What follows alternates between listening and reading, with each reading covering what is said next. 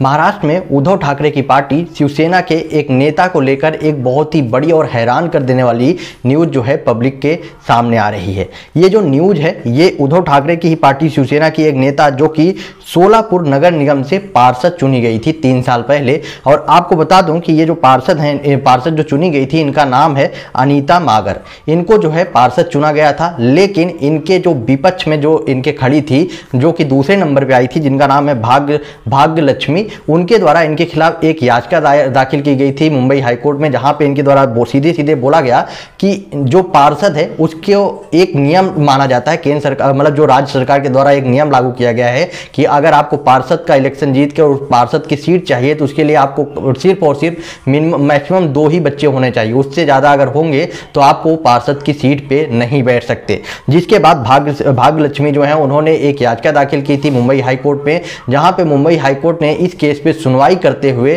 सीधा सीधा उनको बहुत ही बड़ा झटका दिया और उनको उनके पार्षद के इस सीट से अयोग्य घोषित कर दिया गया था। जिसके बाद ये जो है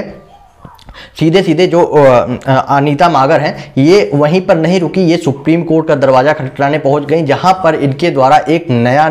गेम खेला गया। ये जो है सुप्रीम कोर्ट में पहुंचकर इनके द्वारा सीधा सीधा बोला गया कि वो जो तीसरा बच्चा है वो इनका है ही नहीं। इन्होंने सीधा सीधा अपने वकील के द्वारा सीधा सीधा बुलवाया कि वो जो तीसरा बच्चा हुआ है वो इनका नहीं है, बल्कि इनके हस्बैंड के बड़े भाई का बेटा है जिसको इन्होंने गोद लिया है। लेकिन इसमें जो विपक्ष की तरफ से जो सबूत रखे गए हैं उसमें सीधे सीधे कंफर्म किया गया है कि 10th और 12th में जो एजुकेशन जो किया गया है बच्चे के द्वारा उसमें इन्हीं का नाम है, मतलब कि एज अ गार्जियन इन्हीं का नाम है और वो तीसरा बच्चा किसी और का नहीं बल्कि इन्हीं का है। और वहीं जब बात की जाए उसके जन्म प्रमाण पत्र की, तो जन्म प्रमाण पत्र जो बताया जा रहा है वो जब हाईकोर्ट में याचिका दाखिल की गई थी उस टाइम जन्म प्रमाण पत्र बनाया गया था जिसमें बोला गया था कि वो जो तीसरा बच्चा है वो इनका नहीं बल्कि इनके भाई का है जिसको इन्होंने गोद लिया है। तो कहीं ना कहीं से ये जो गेम है ये चारों तरफ से, जैसे कि इन्होंने सुप्रीम कोर्ट में एक याचिका दाखिल की जिसके बाद सुप्रीम कोर्ट ने भी इनको एक फटकार लगाया, जहां पर सुप्रीम कोर्ट ने सीधा सीधा बोला कि आप सिर्फ और सिर्फ एक पार्षद के लिए,